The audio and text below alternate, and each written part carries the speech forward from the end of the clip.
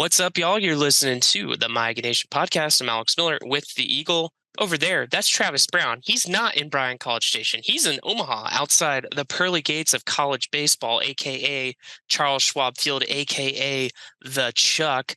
What's up, Trav? You've been there for like a week now. Have you just wined and dined yourself at the Drover every night? Only once. The Drover is great, but I think I'm actually about hitting the time where I need to do laundry because I've been out here so long. Gone through all the clothes. It's a little muggy out here. So yeah, it's been a good time. Anytime you can get to the College World Series, you need to come do it. It's the best. You can hear the war chant going on there as Florida State is taking on North Carolina right now, and it's just a good time all around.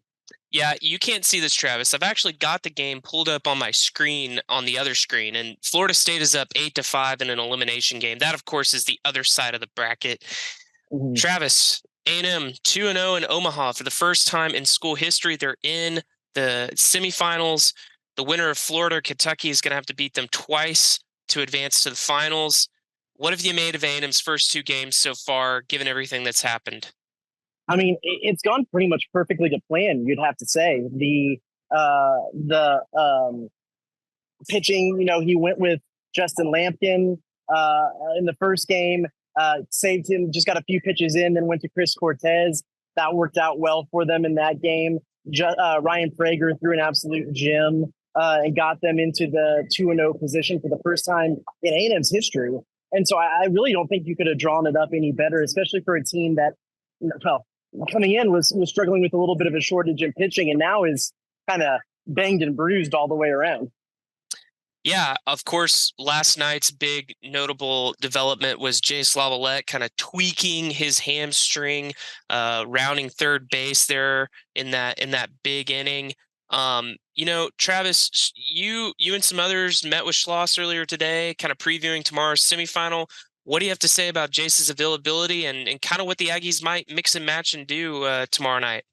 Yeah, that's still in question. Schloss said he hadn't seen Jace by the time we talked, but knew that they were still going to be working on him, evaluating him moving forward. We did actually see him walk by. He was walking pretty normally, but he had, of course, that hamstring all wrapped up, and he had the muscle stim machine working on it, doing everything they could to get it going. Like they said, by winning that game, they had almost 48 hours in between their games, and can help get that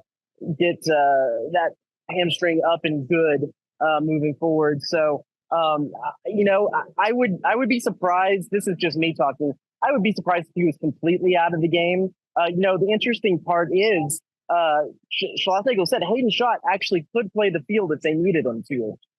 He, of course, has a banged up right knee and has been DHing for a long time. He isn't nearly as mobile as Laviolette, but if Laviolette just absolutely can't go in the field, they could put Schott out there and DH Laviolette. So I think they're in a little bit better position than maybe everybody first thought when he was holding that hamstring and kind of looking around at.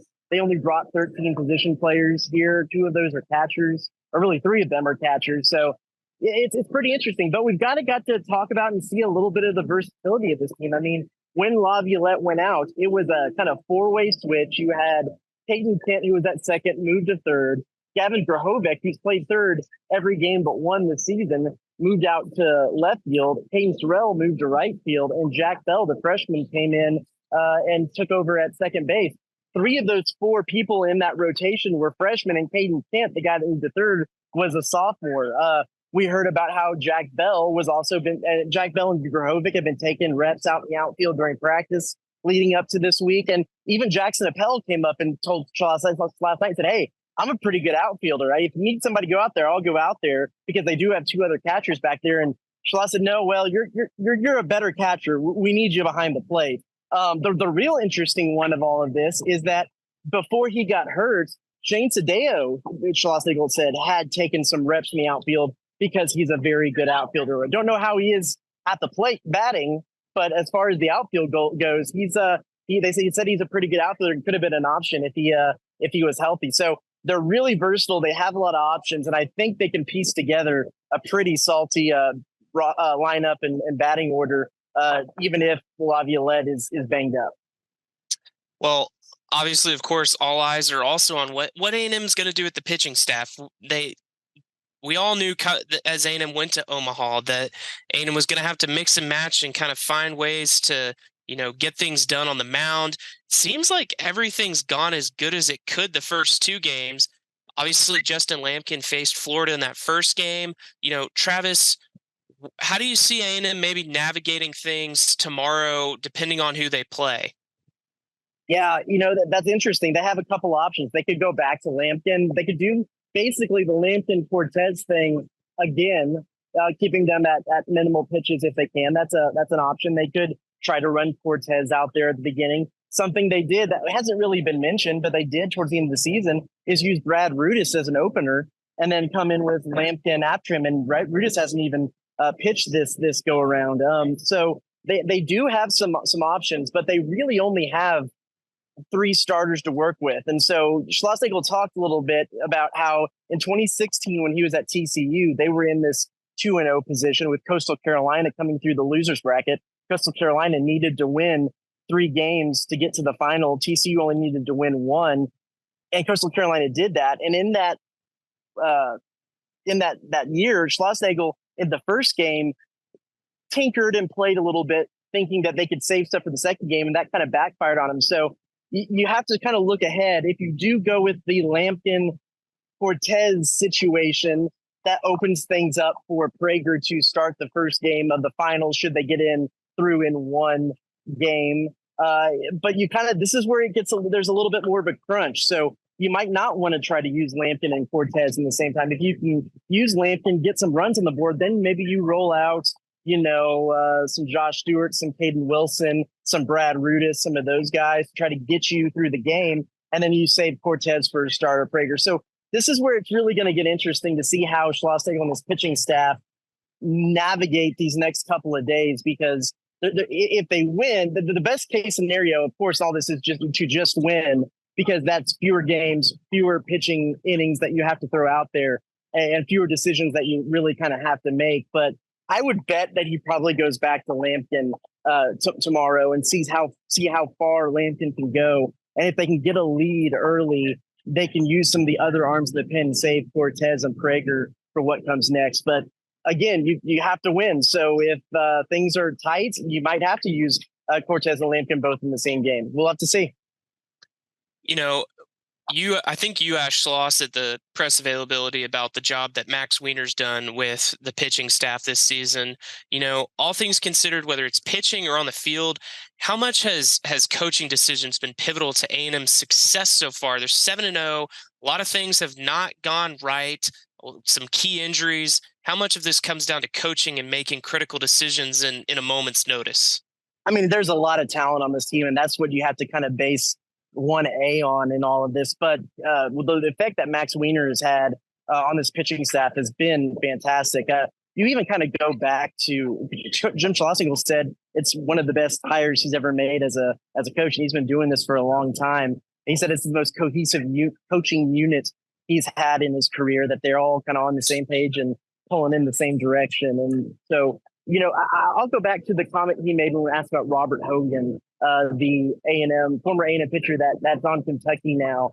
And he said, Schlossnagle said he was proud to see Hogan refine his confidence. He said he wish he could have seen him under the tutelage of Max Wiener because of the impact that Max Wiener has made on this team, because he thinks that could have made him a different pitcher as well. And I think that kind of speaks volumes to what the work he's been able to do. What is it? I believe they're nearly 2 runs lower ERA this year as a pitching staff with him out there. And a lot of people are talking about it, and it was this case in point.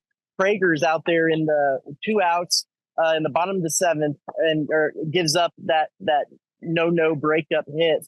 And Max Wiener immediately pops out to make the mound visit, which is a good time to do that. And they're just laughing. They're having a good time. He says, if you're not playing like you're a 12-year-old, you don't work baseball, you play baseball, was a quote. And he wants them to be out there having fun. And I think that has been a big key to the success this year. Well, Travis, A&M's 2-0. How are you feeling about their chances of moving forward to the finals for the first time in school history? Yeah, I mean, they're in the driver's seat, and I think that's the best place to be in Omaha. Rarely do you see that team win 3 to the other team's 1 to get through. That being said, they also have a lot of injury issues to kind of sort through and figure out, and it'll be interesting to see how well Laviolette is coming back. The other thing about that too is he's only batting about 217 through the NCAA tournament. So even the healthy Laviolette was struggling a little bit to kind of find his form and get in. So they need him, but they also need him to kind of find his bat. They need Gavin Grahovic really to step up and kind of find his bat a little bit more. Because honestly, the best hitter as of late has been Hayden Schott through the Super Regionals and the first 2 games of the College World Series. He's batting 617 and is just absolutely tearing it up. So you can't take him out of the lineup if you want to put Laviolette. There's just a lot of lineup issues to be had. They need to find a little bit better contact with the bat. But again, they're facing some of the country's best pitchers in a pitcher-friendly ballpark here with the wind blowing straight straight in from center field, that southern wind. So, there's a lot of things. A&M certainly hasn't reached their peak as a team so far yet in the College World Series. They've had some good hits. They've had a really good pitching. If they can put it all together, they're about the saltiest team that's here in Omaha. Well, you mentioned that wind, and your camera's shaking a little bit. Yeah. Obviously, there's a huge storm that's about to come through Omaha this evening. They've already gone ahead and moved that Florida-Kentucky game to tomorrow at 10 a.m. How much does that maybe help or hurt A&M that they're going to be on the back end of a triple header playing a team that's going to have to play twice tomorrow?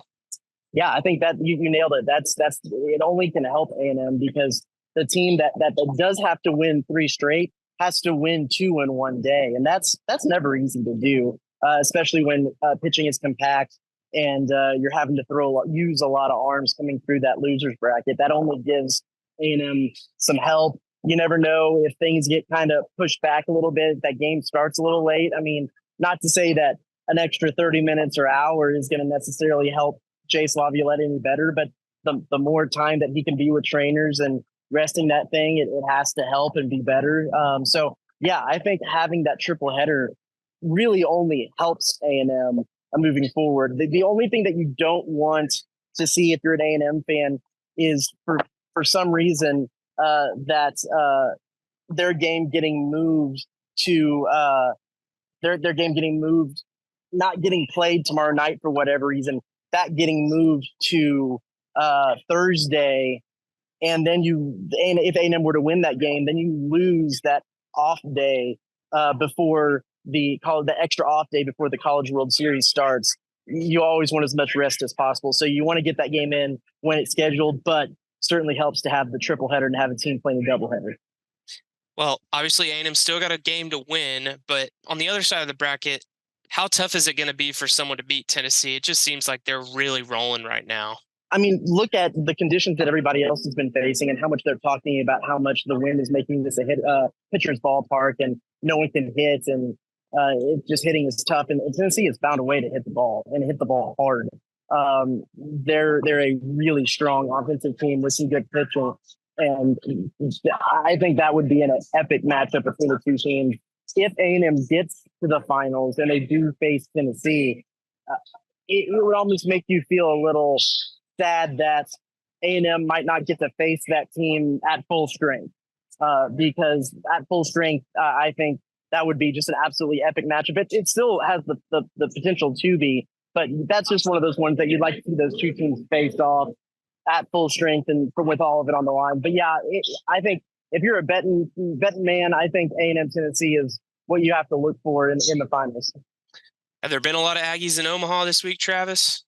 There's been a decent amount. You see them out and about. You know, I can't necessarily gauge if it was better or worse than a couple of years ago. You know, at the first game, there was the 4-hour delay.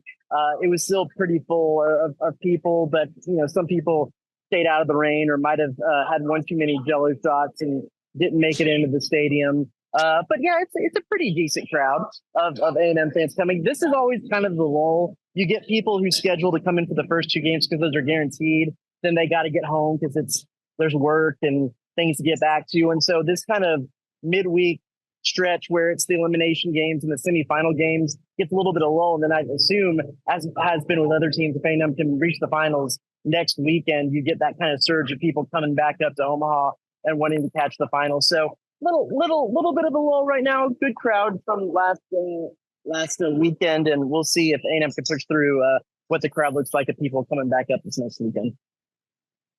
Well, Travis, I think that's all we got. I think you need to get going before that storm rolls in, guy. I know, and it is so humid. I am just sweating in my eyes. Like, and you're wearing a black t-shirt.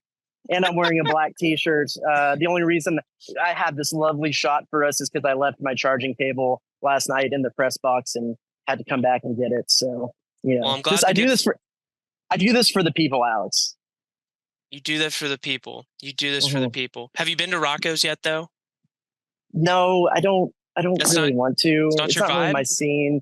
No, we went. Okay, we did go to Coneflower ice cream today, which supposedly is the highest rated ice cream shop in America for Yelp, and it was pretty tasty.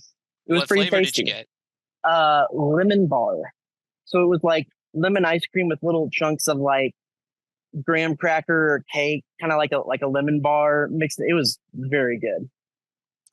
All right. Well, Travis, you go find some cover. You keep writing about Aggie baseball. Our viewers, you go check theeagle.com for all of Travis's coverage from Omaha.